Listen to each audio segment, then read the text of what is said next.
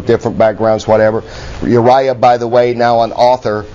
Laws of the Ring, a book that will be coming out soon. You'll want to get that. Yeah, it's gonna be awesome. And I was a human development major at UC Davis, and people were always like, went to college, how come you became a fighter? But just because I followed my heart and my passion, and that's kind of what the book's about. It's about, looking introspectively on why I've, become what I have become, and kind of some of the lessons I've learned. And it's a pretty awesome book, man. I've been working on it for a really long time, and I got a ghostwriter to help me put together all my thoughts and get into a real conceptual piece of work, and it's awesome, man. So I guess we're not mentioned in it then.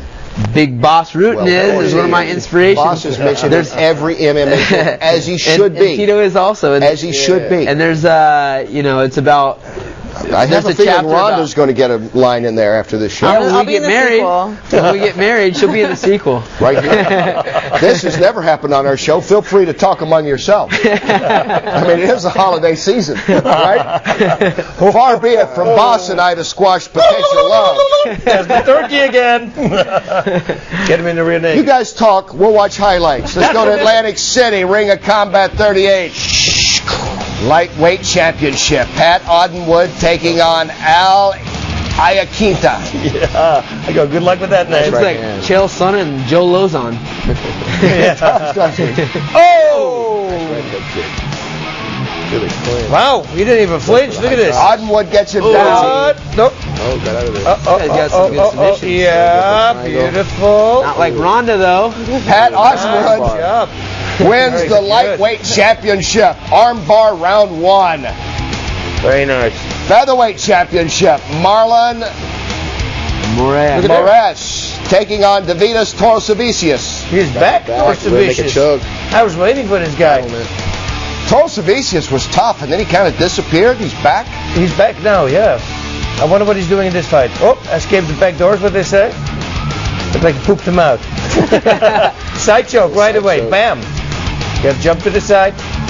Yeah, that's it. Torosavicius wins for the 14th time. He takes the featherweight championship. Round 1 victory. Let's go to welterweight championship. Nordine Taleb taking on Pete Sell. Oh! Nice. Oi! Okay. Oh. Looked like the Scott Smith knockout of Pete Sell. Oh. Bonk! Yeah. Right hand. You walk right to that right hand. Taleb taking the welterweight championship round 2 with that wicked knockout. But wait, there's more. Orem, Utah we go. Showdown fights.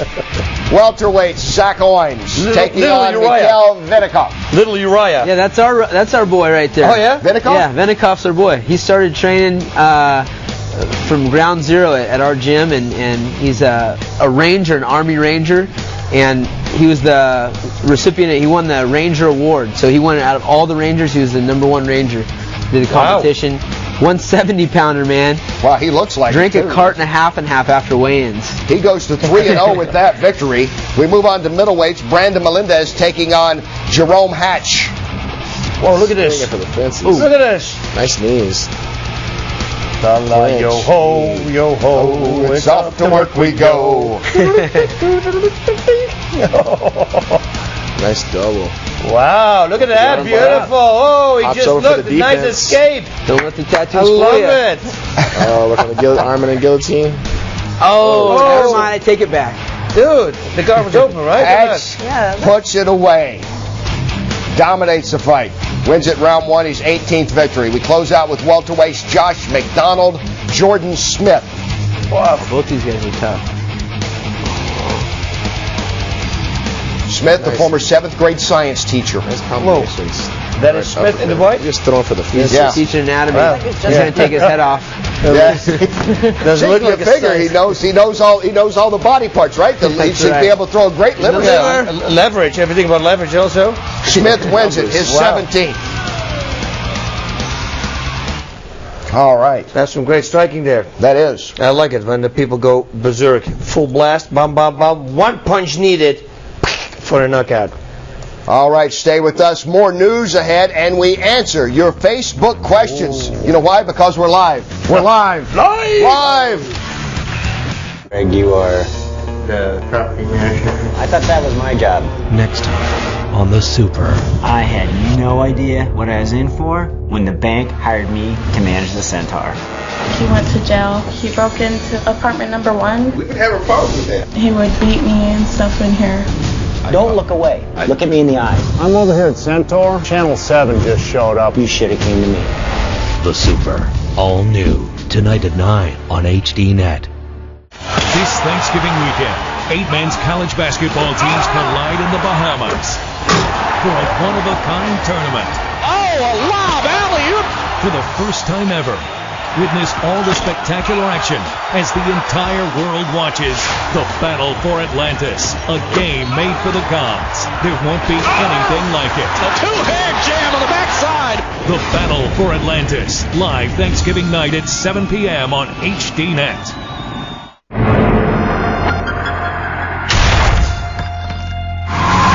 A corrupt world where there are no heroes. Yakuza clans out for blood. Bad guy versus bad guy in all-out gang warfare. From the master of the Japanese gangster genre. Director of Zatoichi and Boiling Point. Takeshi Kitano returns to violent form with a new Yakuza film, Outrage. Now there are 2 ways you can watch Outrage before it's in theaters. Watch it now on demand or watch it on HDNet Movies Wednesday, November 30th. To get HDNet Movies, call your TV provider and order today.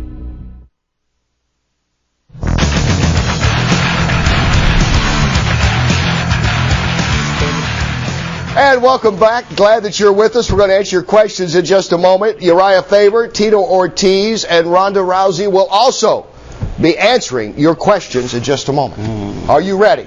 Yeah. Okay. Any question you want to ask Uriah before we start the news? To Rhonda? Rhonda? Yeah.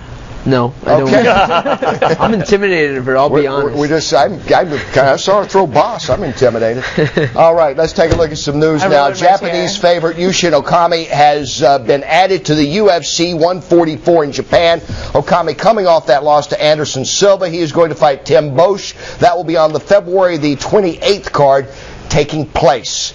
Also headlining that card will be Frankie Edgar and Ben Henderson. Announced also on the card, Anthony Pettis and Joe Lazan. Now the UFC also confirming their first event on FX. It's part of their deal with Fox. Will have lightweights Melvin Gilliard and Jim Miller going at it. Heavyweights Pat Barry and Christian Moorcroft also have been added to the card. Well, after Nick Diaz got his chance against George St. Pierre coming up, as we talked about, Carlos Condit among those first off saying he was not happy. He thought he should have the shot. Recently over the weekend, John Fitch talked to Ron Kruk about it, why he should get the shot at GSP. Yeah, I mean, I've been trying to do that for a long time, and it's not working. So I don't know if I should stop talking to you right now and run away and stop showing up to press conferences to get what I want. But maybe drop some F-bombs. I don't know. Yeah, I don't know. I'm not sure what it takes, but I haven't been instructed that I'm doing anything wrong. So I'm going to keep doing what I'm doing, and I'm going to keep winning, and eventually I'll have that belt. All right, everybody's making their case. Diaz, by the way, what a great guest he was last week. We've got a lot of email about that. They saw a side of Nick that I don't think too many people outside of Uriah and a few people close to him have seen, and he was a great guest. Hi to Matthew Hahn in New Jersey, by the way. Shout out there. And Rocky Balderston in Silver Springs, Maryland, he asked us a good question about a possible collective bargaining agreement. Go to hd.net. I think I will answer that. I got a column this week while there'll never be a lockout in MMA like other sports. Now to your Facebook questions. Number one, from George Halvaitzes. I hope I got that right. Which was the better fight on Saturday, Alvarez Chandler or Henderson Shogun? Great question, George. Boss, you say. Oh, hard one to say. Two different vibes, I would say. All hard was that one fight, and the other fight was all hard, but it was a super high pace and technical back and forth constantly. So one, oh man, that's a hard one. I could say that because they're both really good, but they have both different vibes. All right, question number two is specifically for Mr. Ortiz. Last week, Rich Franklin said he would like to fight you after you get past Little Nog. Is that a match that appeals to you? This from Josh Turner. 100%, yes. I would love to. I take any fights. Put them in front of me, I'll fight. UFC wants me to fight him, I'll fight. Danny May wants me to fight him, I'll fight. Rich Franklin, you want to get broken off some? I'll break you off some. How do you really feel? Just do it. Just do it. Just do it. Do it. Question number 3. Number three. This is for Rhonda. Do you feel a lot of pressure coming from the unknown to star overnight from Corey Smith? No, I don't really feel a lot of pressure because I went from never competing in the senior level to in my first Olympics within 1 year span, and I fought 7 times in the last year. You know, I'm just used to working at that pace. If I was going slower than this, I'd probably be disappointed. 7 times? Yeah. 7 times. That's how to do it. All right. I did that once. Next Great question. manager. Yeah. All right, next question is for Uriah from Derek Crocker. I know you have cardio to spare, but do you or fighters train differently if it's a 3-round fight or a 5-round fight? If so, how?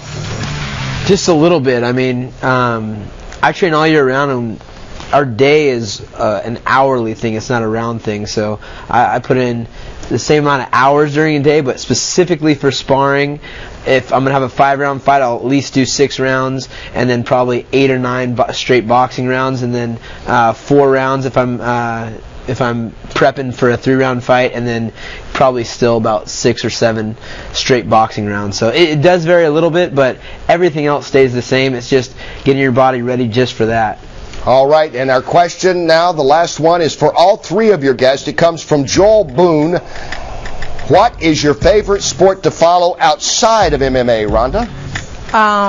Well, there's a tie between judo and boxing. I'm in more into boxing now because I train with a lot of boxers. My coach is one of the wild card gym guys, and Vanas Matrosian is actually just won a welterweight belt. He's one of my teammates. So I've never actually seen boxers train and seen them go through it. So I've super been into it lately. All right, guys, I got about 10 seconds apiece for you. Tito, your favorite? 100%. I'm boxing. All my favorite role models were boxers when I was little. I'm doing hockey also. Been starting it last week or 2 weeks ago. I happen to like basketball. And by the way, happy Thanksgiving. The Battle for Atlanta's 3 days of college hoops, Thursday, Friday, and Saturday here on HDNet, starting at 7 Eastern and 9:30 Eastern. We'll tip it off with the University of Connecticut, the reigning champs, taking on UNC Asheville, and then Harvard and Utah in our first night. Wow, very nice. And meanwhile, happy Thanksgiving to all. Thank you all. Thank you. Tito, Uriah, Rhonda, great to have you with us. We'll see you. I'm Kenny Rice. Buena suerte y disfruten de las fiestas.